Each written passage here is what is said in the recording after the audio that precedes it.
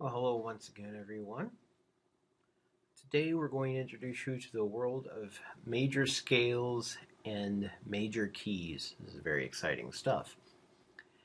I've put up on the screen here what we call a C major scale. And if you listen to it, it's pretty straightforward. Get some volume here.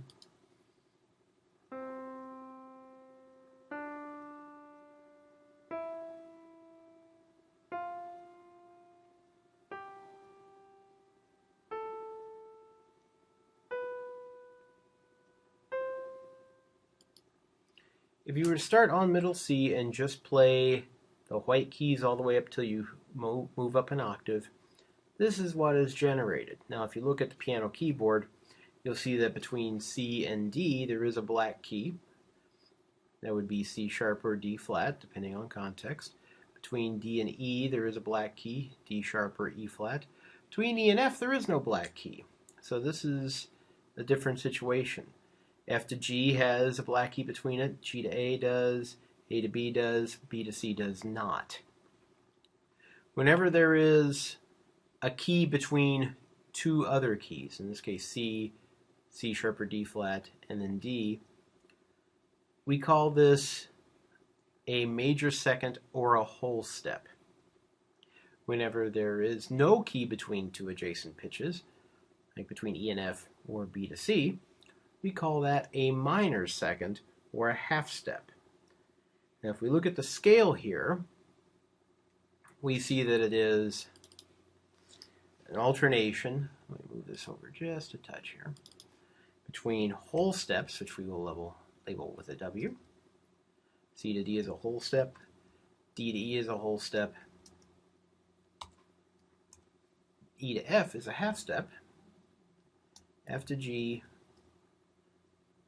is a whole step, G to A is a whole step, A to B is a whole step, and B to C is a half step.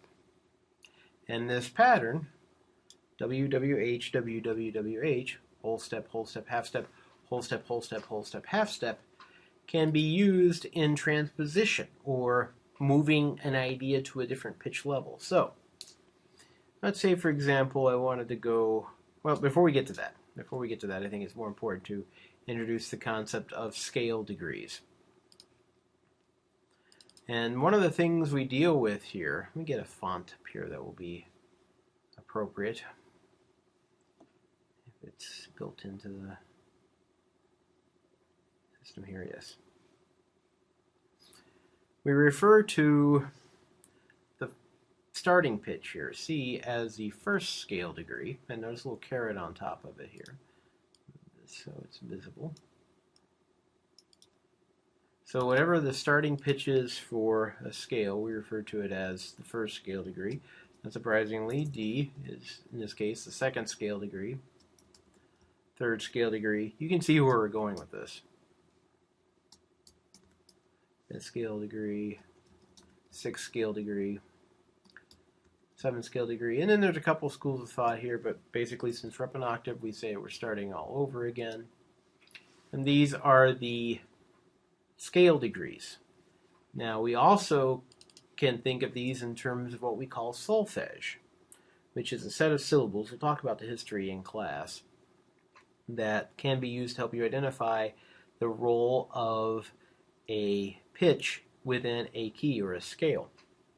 And if you've ever seen The Sound of Music, you know what solfege is. For C, for the first one here, we refer to it as, actually take it off of caps lock here, Do,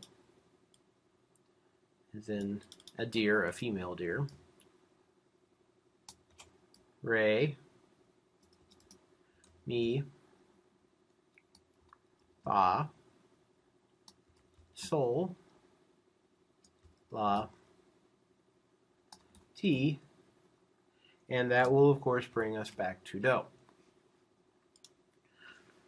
The type of solfege we're using here is called Movable Doe Solfege, which means, depending on context, Do could be any pitch, and then you would reorganize your system of whole steps and half steps around it. But Do, Re, Mi, Fa, Sol, La, Ti, Do.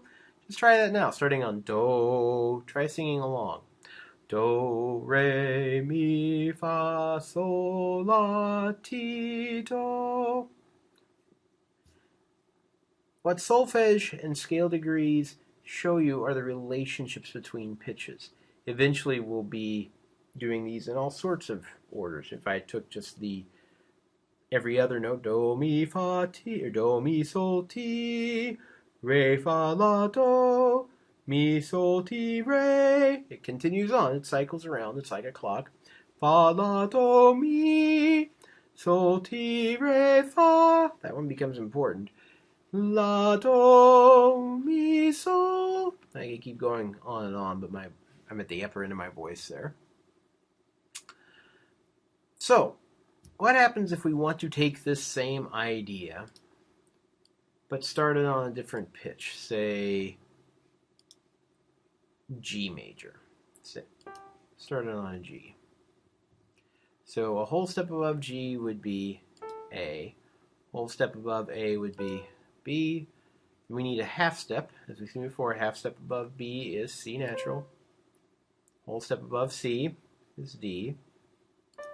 Whole step above D is E. What's a whole step above E? Because E to F is a half step. How do we make a half step a whole step? F sharp. And back around to G. And then we have the same system at work here. Now G, if this is our key area, is do. So do, re, mi, fa, sol, la, ti, do. Let's say I started on D then. Whole step above D is what? That's right, E. As we determined, a whole step above E is not F, but rather F sharp. Half step then above F sharp is G, as we saw here. And then we have whole step above G is A, whole step above A is B. What's a whole step above B? A half step is C, so to make a half step a whole step, we have to make it, that's right, C sharp, and then a half step from C sharp to D. Now I could go through this process, and I'm starting on every fifth pitch here, every fifth scale degree for a reason. So if we went to A, it would look something like this. Once we've added in a sharp, you notice that it's staying put. Get a whole step from F sharp, we need to go to G sharp, and so forth and so on. And then around to E. F is now sharp, so that's in. G is now sharp, so that's in.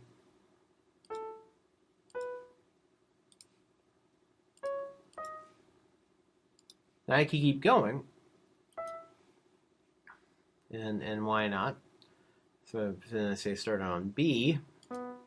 Well, C sharp is now part of the equation, as is D sharp. Then E.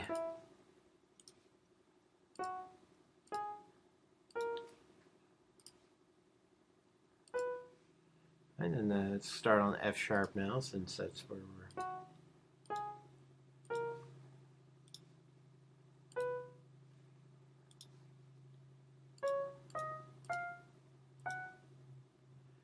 And we're almost out of space here, so let's go over to the next page.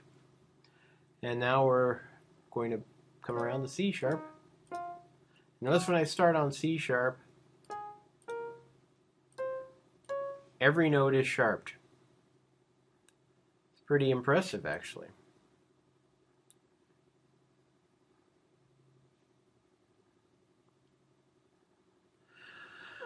So if I were to then say, let's go back to our C major scale here. All of these scales have the same internal makeup. Whole step, half step, whole step, whole step, whole step, half step. All I'm doing in this case, we got a ghost note there. That's always fun. Let's update the layout. All I'm doing in this case is starting on a different cycle. Now what happens if I say, you know, writing in all these accidentals is a problem? What if if I'm in the key of G, if G is my do, then I'm going to want all of the F's in this piece that's in the key of G to be F sharp. So what I can do is I can pull the sharps out and put them at the beginning. Let me show you. I'll do it this way.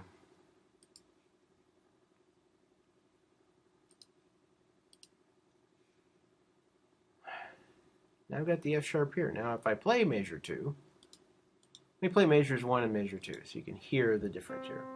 This is C major.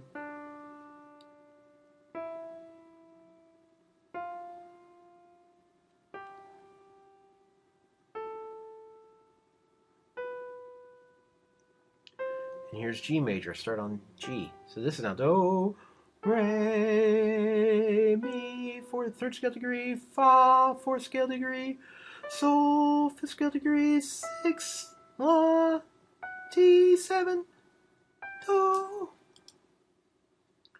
That's starting to get to the upper end of my range as well. I could go through this and I could start on F, make F Do in every situation. And an interesting thing would happen when I do that. So let's go over to F here. Now I need a half step. What's a half step above A? That's right, B flat.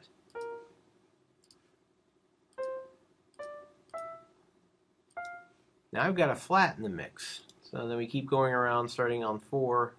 And you'll notice when I get to the point where I need the half step, that's where I make the note flat.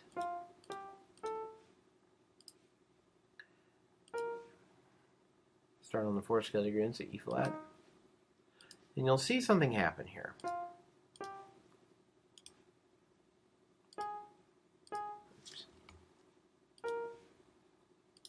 I could keep going around all this until eventually every note is flat, but I'm adding a flat every time I start on 4.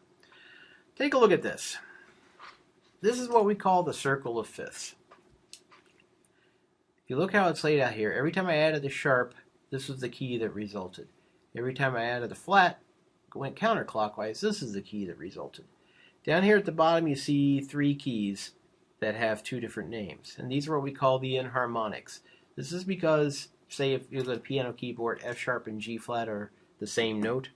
Well, F sharp and G flat are the same way of writing pitches that will sound the same. It's 2 different ways to give what will sound the same to the ear. And we'll talk about that principle as we go through class. The principle of enharmonic equivalence becomes very important to what we're doing. I think this is a good introduction. We'll discuss this more in class. Thanks for watching as always. Have a great day.